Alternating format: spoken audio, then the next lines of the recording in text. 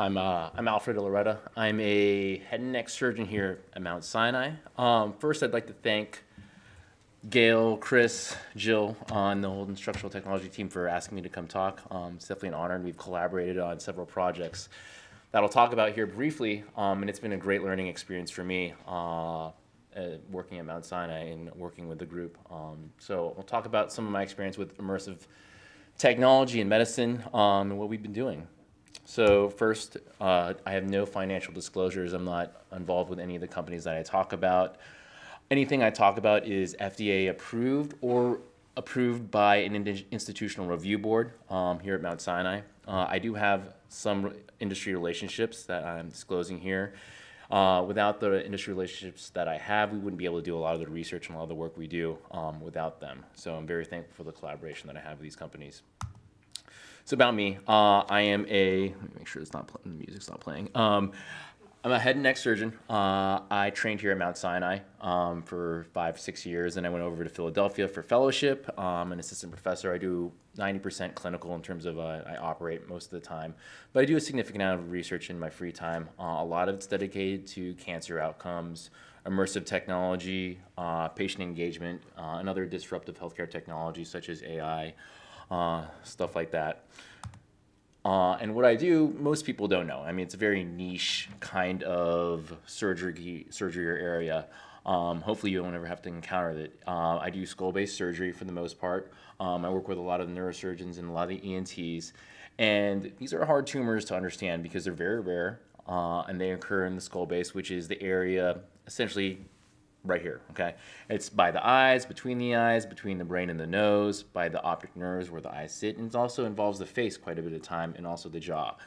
They're surrounded by very, very critical structures, as you know, like the orbit or the eye, the brain, carotid arteries, and also cosmetically sensitive areas such as the face. So it can be very challenging to remove these tumors because you're dealing with life and death, you're dealing with cosmesis, you're dealing with a lot of quality of life issues, vision, smell, taste. So it's these challenges, and it's the reason why I picked it, that make it a very, very interesting place to operate and a very interesting place to treat patients. So to take a tumor out like this is what we call a neuroblastoma. It comes from the olfactory groove where, you know, our sense of smell essentially comes from. Many of you probably know that. The way that we take this out now, okay, or the standard of care, and it hasn't changed since the 70s by Dr. Ketchum, is what we call craniofacial resection. I actually did this approach this morning down at New York Eye and Ear, but it's a pretty brutal procedure where we make an incision from ear to ear over the top of the head, okay, and then we flip down the scalp, take down another layer of fascia called the pericranium. Over that, we remove the bone over the top of the brain, and that exposes your brain, the eye, you can even see into the nose, and it gives us exposure to those critical portions so we can remove a tumor. This is the way we did it 30 years ago, and this is the way that a lot of us do it now. As you can imagine, though, it's a pretty morbid procedure, okay? Sometimes we dislocate the face, we take out the whole maxilla, remove it, we swing the maxilla out, take out the orbits, take out an eye, hopefully just one.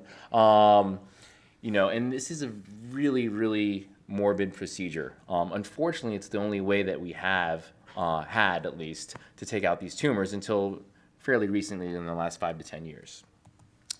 These patients stay in the hospital for probably at least 2 weeks to a month. It's incredibly disfiguring, as you can see here. You know, literally you lose an eye, we have to reconstruct that, their sense of smell is gone. They often have double vision. They have a tracheostomy, and usually they can't smell, they can't taste. They are functionally erect a lot of the times. So it's an incredibly morbid procedure that I try to avoid at all costs for the most part.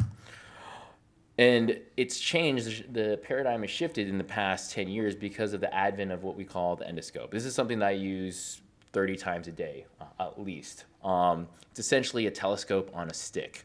It's a metal rod that's hollow, that has several glass elements, a lens and some glass rods, and it allows you to have magnification on a stick, essentially. And if you've ever had knee surgery, or if you've ever had laparoscopic surgery, OBGYN surgery. This is something that we all use now to minimize our incisions, to minimize the morbidity of any procedure, and recently it's been used to minimize skull-based surgery. And it's been a really real game changer in terms of what I do, what we do here at Mount Sinai.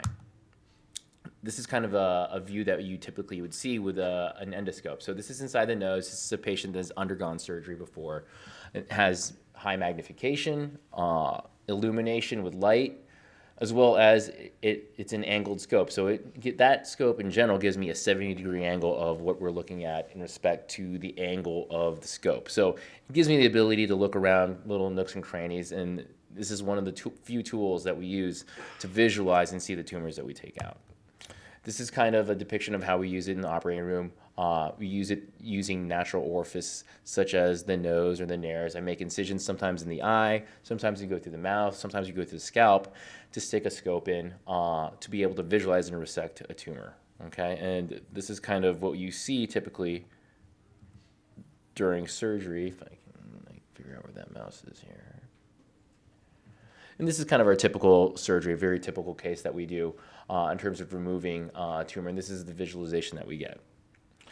On top of that, what we use in the operating room is also a type of navigation. Essentially, it's what I tell my patients, it's like a GPS system. It's called stereotactic frameless neuronavigation. And what it does is using the patient's anatomy, so we use CT and MRI scans using the DICOM information to reconstruct their anatomy, so we can find out exactly where we sit in 3 dimensions. And it's something that allows me to kind of visualize where a tumor is at when I'm sticking a small scope inside someone's nose or through their eye, because I can't see that directly. I don't have any other landmarks for reference. So I use this as another set of eyes, so to speak, so I can visualize exactly where this tumor is. And we use this almost universally for every surgery that we do, with ENT as well as with the neurosurgical group. In addition, we have other tools. This is a microdebater, kind of a suction instrument that's specialized just for this kind of surgery. This is another instrument that we use called a sonopet. It uses ultrasonic waves, sound waves, essentially to emulsify bone, and also it creates microscopic bubbles within cell walls that causes what we call cavitation and lyses tumor cells. So we have a lot of tools that we can use through this kind of approach to take out tumors. In addition, robotics is being used. It's essentially a camera on a robotic arm that we have used to visualize these tumors. And this really allows us to take out these tumors in a minimally invasive fashion. So this is my typical operating room setup over here, just 100 feet away, I guess, or 200 feet away over in Annenberg building. Like you see here, we have a ton of technology packed into a room. And what all this technology does is it allows me to visualize a tumor. Without that, we'd have to chop someone's face off literally to see what we're looking at. Down here, you see a CT scan screen that's with computed tomography. There's an MRI screen. That's an endoscopic screen. That's an MRI with a navigation screen. We have a augmented reality, virtual reality kind of system here. All this technology packed in the room, it gets very tight. It's a massive room, but it gets tight with all this technology. It's all here to help us visualize what we're seeing as a surgeon. Without that critical view, we can't do what we do in the operating room every day. And it's looking at visualization now as a surgeon, we're still kind of way back there. So back in 1972, I think, was when the first CT scanner. This is what they used in the 70s to visualize any cranial pathology. Right next to it, that's what we use right now. So we're still, as a surgeon, as most physicians, we rely on 2-dimensional grayscale images to make really complex decisions in terms of how to plan a surgery, to diagnose tumors, to diagnose any pathology that's out there. This is kind of the bread and butter of what we look at. So, I mean, you could say, compared to what we look at now, look all the technology we have. We have a huge visualization problem as physicians, as surgeons, as the medical field, in terms of what we look at every day. I mean, radiologists stare every day at 2-dimensional grayscale images, and that's what we use to diagnose tumors. That's what we use to diagnose infections. So that's a problem, because you look at what you're looking at every day on your phone, what we have in the video gaming industry and the entertainment industry. This is a tumor that we look at. This is an invasive fungal sinusitis that I looked at a few days ago. And this is comparative imaging. This is something that we worked on with the instructional technology team. This is the anatomy that you can look at instead. It's the exact same structures, but see how much more detailed it is. This is something that we did with the team here at Mount Sinai and also my residents to kind of label them. And it's a beautiful picture. And we use it within the Oculus Rift system, hopefully in an AR system. But you can really grasp the depth and the complexity of these areas when you use it in that context.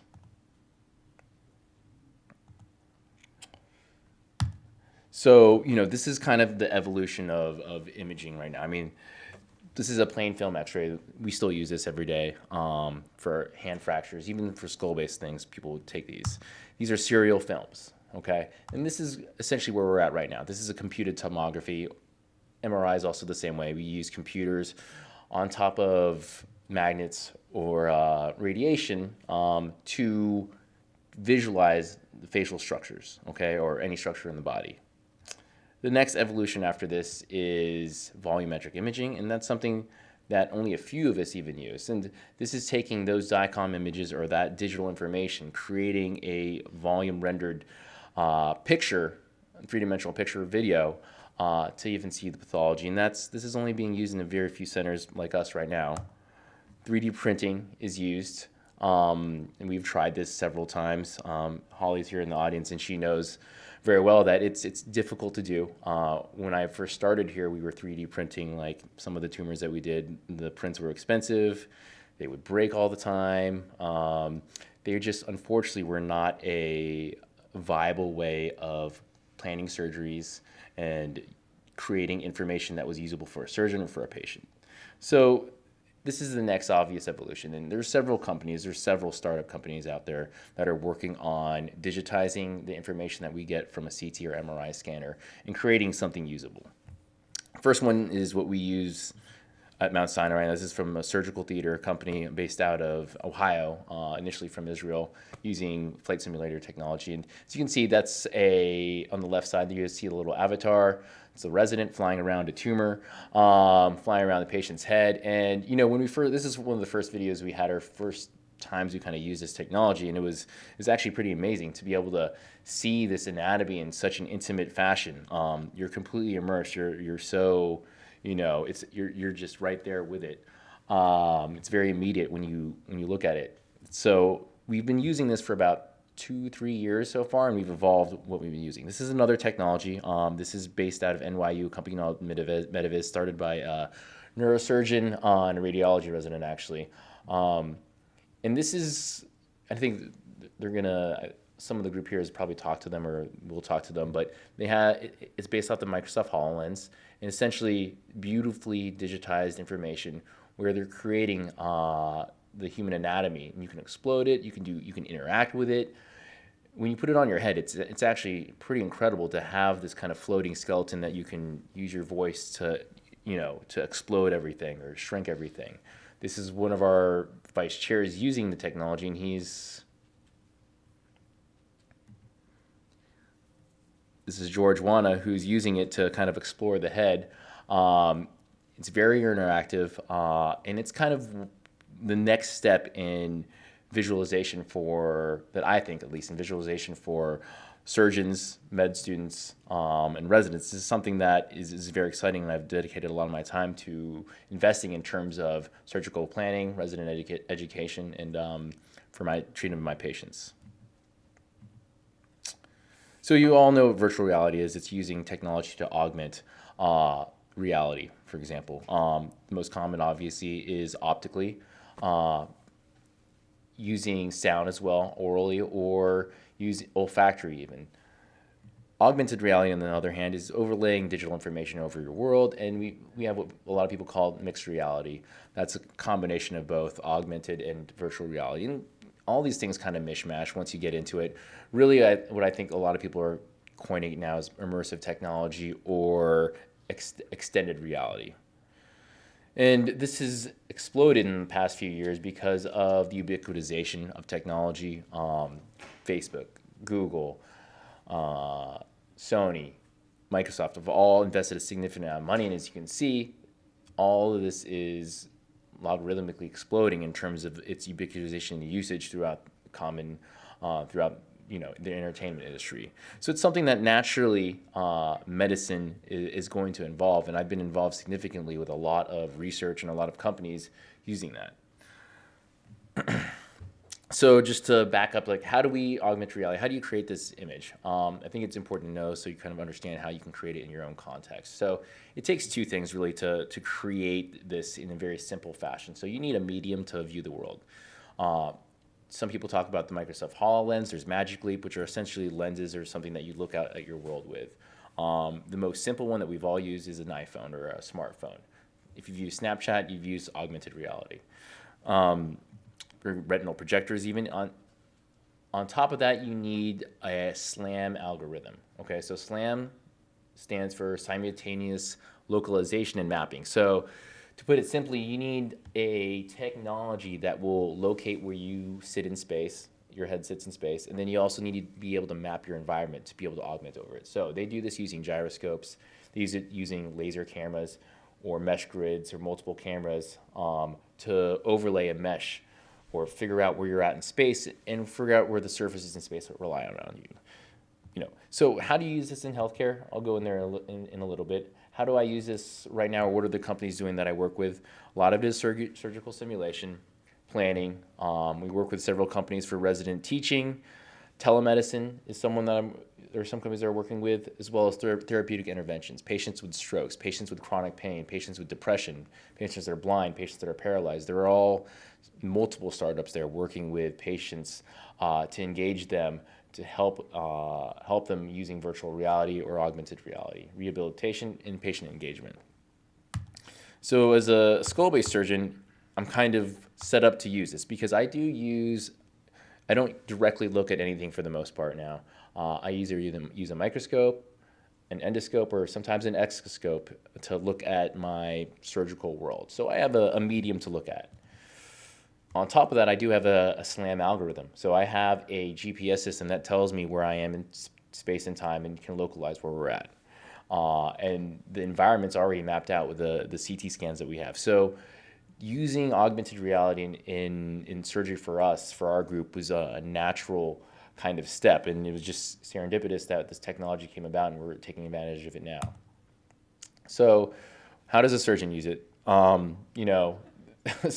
Some people would ask, why do surgeons need virtual reality?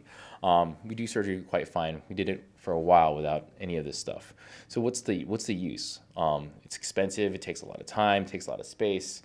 Why do we need this? So first of all, a lot of you understand this because you're within the visualization. You work with illustrations, but it simplifies these complex 3D relationships. So this is a Netter image that everyone should know that I looked at all the time when I was a med student and a resident. That's an anatomical image. This is the standard that all medical students, all residents, I even look at when I'm looking in a case. That's what we learn. That's how we learn. It's very difficult. It takes a lot of time to take those pictures and create a three-dimensional map in my mind of what the facial nerve looks like or what the carotid artery looks like. And still to this day, until I really drilled it out or drilled out a temporal bone, I wasn't able to understand. I didn't understand where these structures were.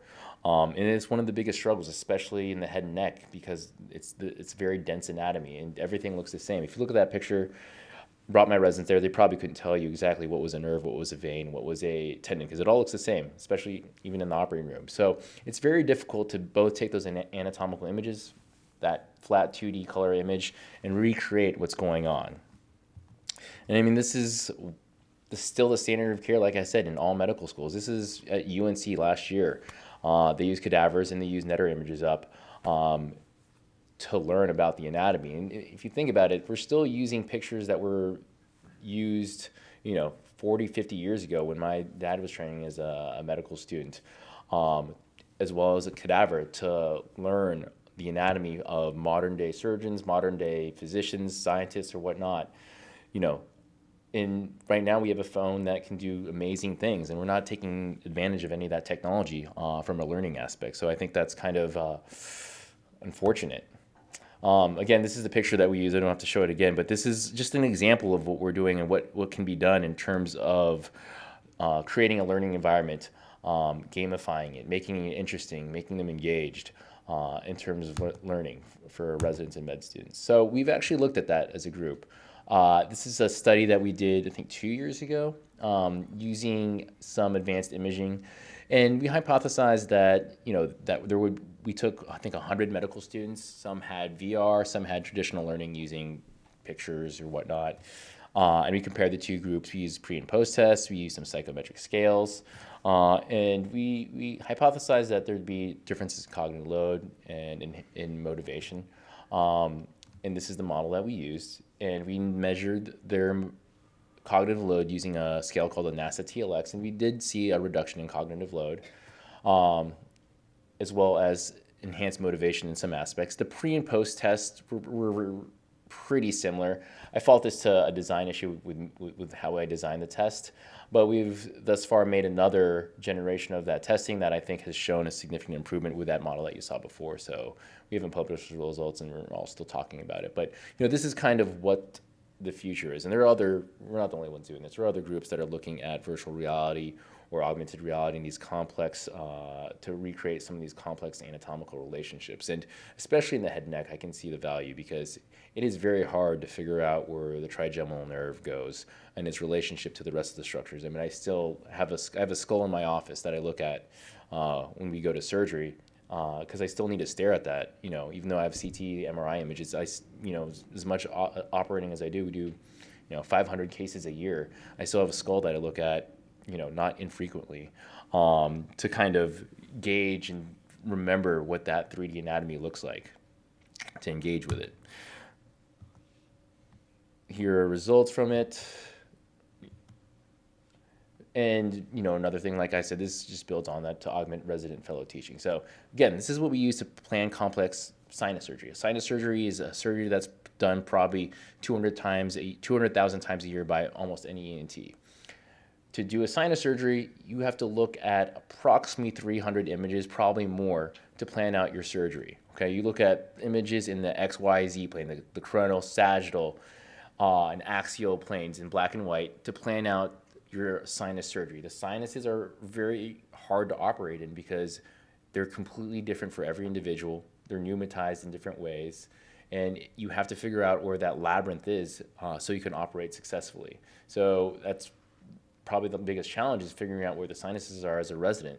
So now what I have them do is we use the technology we used before. We plan out the sinuses. This is a frontal sinus that we had mapped out. So I have my residents map out the frontal sinus, and they're able to view it in 3 dimensions, which kind of solidifies. I still make them obviously read the CT and MRIs, but that creates, solidifies that what we've created in my mind's eye, that I've spent, 7 years of training to figure out what that looks like in my head, whereas you can actually visualize it yourself. And that kind of brings their learning, accelerates their learning, I think, and it's helped significantly, I think, with a lot of my residents that I work with.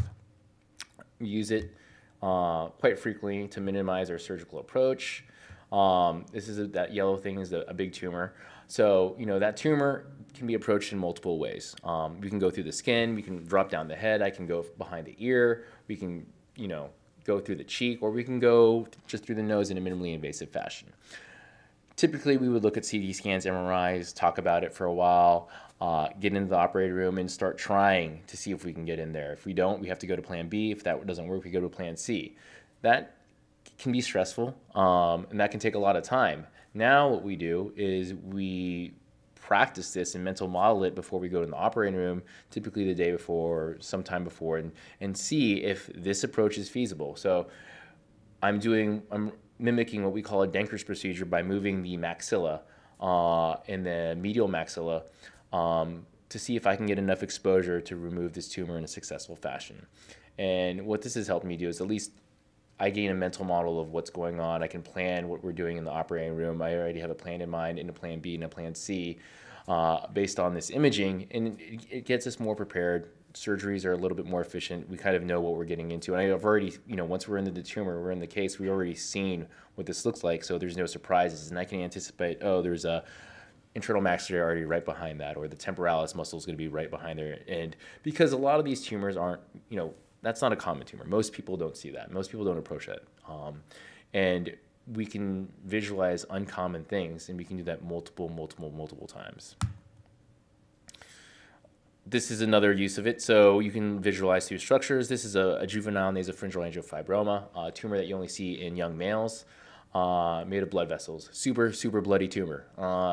These tumors, unfortunately I didn't hit record, but before this happened, the whole thing was exploded with blood. Like, we couldn't even see anything because we had hit the internal maxillary artery, and the whole field was redded out. So it was pretty stressful. And what we did is we used this imaging. So what we have is that endoscope and that virtualized image, that reconstruction is linked to that GPS system and creates an augmented reality model so we can see what structures will be there. So I used that model there to figure out where the blood vessel feeding this was, and we were able to just kind of like put my suction where that told me what it was. It was there. The bleeding didn't stop, but it went away quickly, and I was able to kind of control the bleeding very quickly using that. So conceptually, this allows us to see through blood, see through bone, which can be a very game-changing thing when you're talking about operating in a young, this was like an 8-year-old kid, I think, a young kid that loses, typically when they did this before, these patients lost like 5 liters of blood. So, it's much less now, but, these are very scary tumors because they're very vascular. And this allowed us to control that very quickly. This is another example from this. This is a big pituitary tumor that I did with Dr. Srivastava or Dr. Betterson, I can't remember. And this essentially shows us that we're, again, seeing through blood. This is a very big pituitary tumor, okay? And right behind that pituitary tumor is an artery called the basilar artery. The basilar artery feeds the posterior portion of the brain. So you cannot, if you injure the basilar artery, that's game over. There's no recovery from that. The patient is going to be dead. And that tumor is very close to it. And as you can see, it's both of them are technically amazing surgeons, at the top of their game. That's a really bloody field, and it's very hard to see where that blood vessel is. And most people probably would have just kind of called it a day. But because we were able to kind of visualize, you see in this picture here, in this kind of augmented picture, we could visualize and kind of figure out where that blood vessel was sitting, so we could be a little bit more aggressive in that area and know that this basilar artery right here, this is the basilar right here peeking out. We know that that's there, so we're aggressive much more anteriorly around that. And this is also looking at an angled. So this is the scope coming in here, okay? And we're looking at an angle going straight up at about 70 degrees. Telementoring. With one of my partners, Anthony Del Senor, we have a NGO for medical missions called Sustainable Surgery. And one of the things that we do is we go to the Philippines twice a year to try to teach this kind of surgery to people as an outreach. Unfortunately, this is only done, really, skull-based surgery in this fashion is only done in the United States, Brazil, Italy, some of Europe. But it's not because of a lack of equipment, because they actually have all the equipment that they need. They have it there. They just don't have the training because it's a very specific skill set. So one of the things that we do is we go out there and try to teach them that. But it's very hard after you leave for a week for them to be confident enough, and for us to be confident enough to be like, you can do this case. So one of the things we're trying to do is mentor them using some of this technology, and we're working with a company that will allow us to do this through using virtual reality. So you'd put a headset on so that, like, I'd be there in the OR and I'd be able to pick out specific things or show them the plan as they would be wearing a headset. So that's one of the advantages, and that doesn't have to happen across oceans, but that's another form of mentoring that can be done. Say I had a resident down at Elmhurst or over at Elmhurst in Queens or down at New York Ioneer that needed help. So this is how we create the model. We take DICOM imaging, and what we do is take that imaging and we create regions of interest, and it auto segments that region of interest. For example, I'll go through this quickly here, but this is a big, I think that's a acoustic neuroma. Meningioma, actually, and we kind of color it in. And unfortunately, right now we have to do this by hand. So a lot of it is done by a region of interest, but nerves, the optic nerve, the video nerve, we have to painstakingly paint out ourselves and then reconstruct. So there was a significant amount of time. Initially I think it took us like an hour or two, and I think they got it down to about 15 minutes. But this is another thing that auto segmentation, machine learning can do, hopefully in the near future, for recreating the cases that we do. I've showed this picture already. And this is Dr. Srivastava. This is kind of what we do when we do some surgical planning for some of the more complex tumors. And it's great. We actually get to model or mentally model, practice our approach, take a look at the tumor in a novel fashion. We're kind of getting into someone's head at a very immediate experience that you can't replicate anywhere else. I mean, we will never see this angle ever, hopefully, looking at a tumor, and you can see where the basilar artery, the carotid artery, and it allows us to anticipate any challenges that may come upon in the surgery. So we know, I feel incredibly confident that we've done everything possible to prepare for a patient surgery before we walk into the operating room. So we also use this in a patient engagement. This is Leslie Schachter. She's one of our PAs with the neurosurgical department, and they actually use this to teach the patient and engage the patient, because I fully believe that the more you educate the patient, the more that they understand about their disease, especially these days, the more compliant they'll be, the more understanding of the actual surgery that's going to happen, the happier they'll be, okay? And the more confidence they'll have in the surgical team. So it's very important for us to be able to deliver this to our patients, because look, half of our residents don't even know what the CT or MRI may say sometimes. But when a patient looks at an image like this, they can really immediately engage with it, especially if it shows a picture of their face, and then we, cut away the face, and they have an immediate connection to that and understand that this is the pathology that they have. It becomes very real. Because a lot of the tumors that we take out, there's not an incision. They don't understand the gravity of what happened. So, we take out this big tumor. It's like 8 hours of work. They don't have any incisions. They go home and think they don't have didn't think they had a real surgery. So, it's engaging when they can understand what's exactly going on during the surgery. We also use 3D models to do this. We've created a digital library. How much time do I have? All right. Something else that we do, we have a randomized control trial looking at pain. As you know, pain is an incredible epidemic throughout the country. I think there's about 50 people per day succumb to opioid overdose. About half of that is prescribed opioids from physicians like me.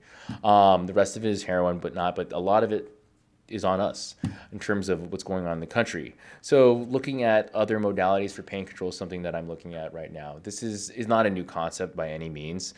This is something called Snow World. It's from the University of Washington, actually, done in 2008 for burn patients. Costs a lot of money. That's about a $400,000 setup, takes up 2 rooms, but it was successful in letting patients undergo dressing changes, which are incredibly painful, that they have to undergo every day. Okay, pain is an incredibly complex experience that we don't really understand.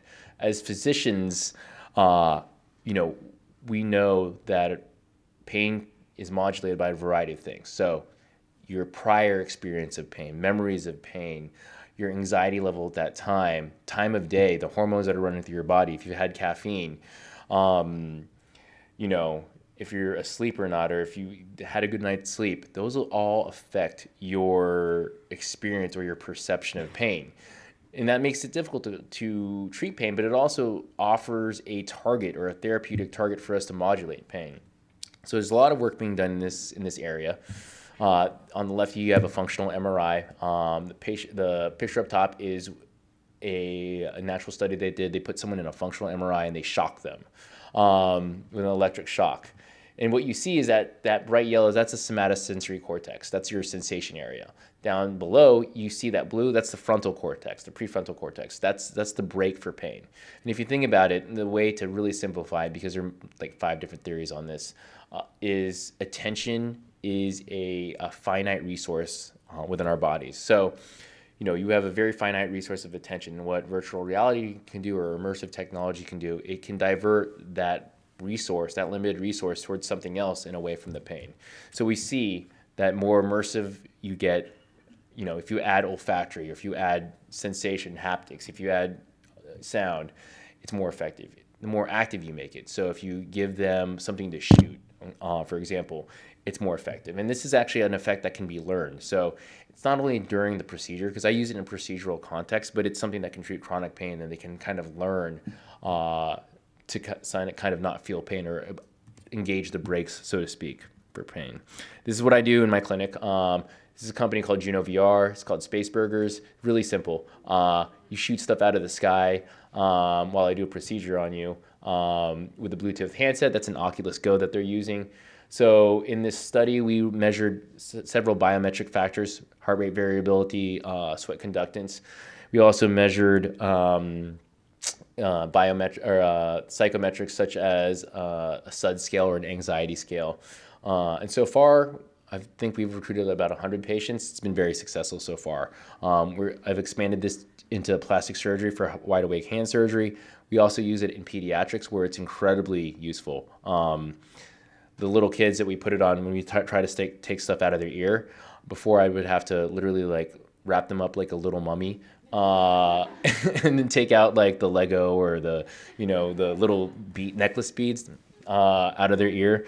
Now we put this on their head, and they cry when you take it off. So it's been pretty incredible in terms of its employment within our offices. Study design. And quickly, I'll mention physician wellness. So this is something that, again, I am involved with. Burnout's a very real thing in my specialty, or in our world. Especially in New York, there's been probably, I think, 3 in the past year, unfortunately, physician suicides. And it's only worsening because of the burden of, EMR, patient loads are increasing. I think the suicide rate in physicians for male surgeons and anesthesiologists is 20x what normal is. So, wellness is a very big thing that Mount Sinai is very on top of, and the things that we've done, meditation, all that stuff, that's great, but it's very hard to use effectively. So, I was exploring different things in terms of what we can do to leverage this technology we have. And I came upon a company called CoreSights. This guy, Ben Barone, he's actually he's like a performance therapist based in New York. Most of his clients are golfers, CEOs, and he does a lot of biofeedback training with them, professional athletes. He started a company called CoreSights. Essentially, it is immersive virtual reality biofeedback training. So this is what you do. You put this headset on, you put a biometric sensor on, heart rate variability, sweat, all this is measured. You have a target that you hit. So it shows you how to breathe. The more chill you are, the more score, the higher the score you get. So, it's actually pretty funny. I have my surgery residents use this, and they are competing to be, because they're all type A, they're competing to be the most relaxed person in the room. So it's a pretty amazing thing to see. And it spits out a score, a biometric score that essentially tells you how chill you are. Obviously, because I'm a scientist, I want to study this and test this on our residents. So we have 2 different studies going on right now. One is with my surgery residents in ENT. And then the most interesting one is actually we're doing with the anesthesiology residents. So we have 30 first-year anesthesiology residents. We already finished this study, and they have a pretty amazing simulation experience. It's a 6-week boot camp for simulation for anesthesiology training. Anesthesiology is a very challenging, very stressful specialty. Essentially, patients between living and dying for about every day for about 4 hours, 4 times a day. So it can be a very stressful specialty. So to learn this, they put them through the simulation training that gives them the most intense experiences possible. It's a very traumatic experience for first-year anesthesiology residents. Apparently they cry, all these things. So, what we did is we took 2 groups. One group afterwards had the biofeedback VR training. The other had the standard. We measured all the psychometric scales, biometric scales I show. And what we've seen is a faster return to their resting heart rate. We've seen that their stress levels, so to speak, are lower. And interestingly enough, we're still looking at the data right now, but there was a trend towards a higher retention rate in terms of learning. So what we're finding is using this kind of technology really augments or enhances your learning capability within a stressful environment, which is, essentially all of residency. So, that's something that I think is interesting and important, and we're continuing to explore that. Briefly, I'll go over the challenges. This is a very new technology. Obviously, it's only been about 5 years. Interested to see where it goes. The augmentation is not perfect. I use a lot of VR, but if any of you have used it, you see that most people can only tolerate it I can only tolerate it for like 5 or 10 minutes. Because your brain does a lot of work while you're in that immersive environment to try to keep up, because it's not, the refresh rate is not perfect. It's not mimicking what you see with your eyes. It's only at most 120 refresh rates per second or something like that. Also, when you're moving the head around, there's a gyroscope that is enabled to kind of mimic your vestibular ocular reflex. This is not close to what your actual your ear does, or your semicircular canals do to translocate or identify what your vector of motion, your momentum is from a side to side manner. In addition, something that I'm looking at also is, we have a significant lack of evidence. All the stuff I showed here, these are trials that we're doing because we want to show evidence. The surgical stuff that we showed right now, it's expensive. It takes up more time. I have a hard time proving to anyone, to Mount Sinai, for example, that we need to buy this. So, we need to show much more evidence in this kind of immersive technology and emergent healthcare technology in general. There needs to be a body of evidence. Standards for use. In addition, there are hazards that need to be documented. So, for example, if you can take away pain, if you can treat PTSD with VR, then you can also create it, probably, right? You can create pain. You could create a traumatic event that will not leave someone for a while. So there has to, just like we do for drugs, there should probably be a regulating body for its use.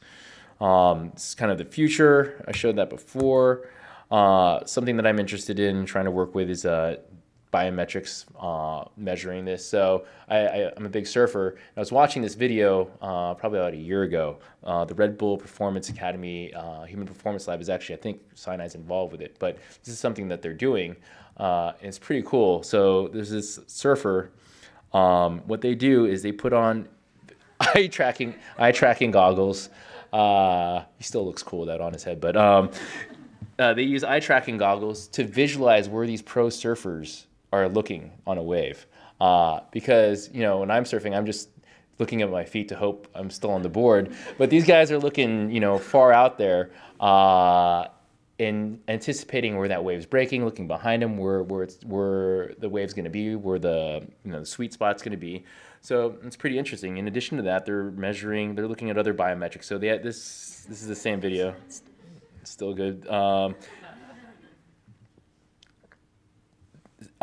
Same kid. He's wearing an EEG cap. So he's got a cap on his head, big backpack, and they're measuring his alpha, theta waves during it. So that can measure his response in terms of if it's pleasurable or his stress levels. So, it's pretty amazing what they're doing for athletes. And, that's something that we can do for anyone, and it's particularly a surgeon. So that's something that I'm trying to adapt to use in terms of tracking what, like a very expert surgeon like Dr. Bettis and Dr. Srivastava, where they're looking versus, a resident to track that, how efficient they are when we're looking. And also EEGs, because that's something that could really prove this technology and other technology that's coming out there. So thank you, especially the team here, technology team here, for inviting me. I think Holly was here. She's a very large component of our team. Questions, anything?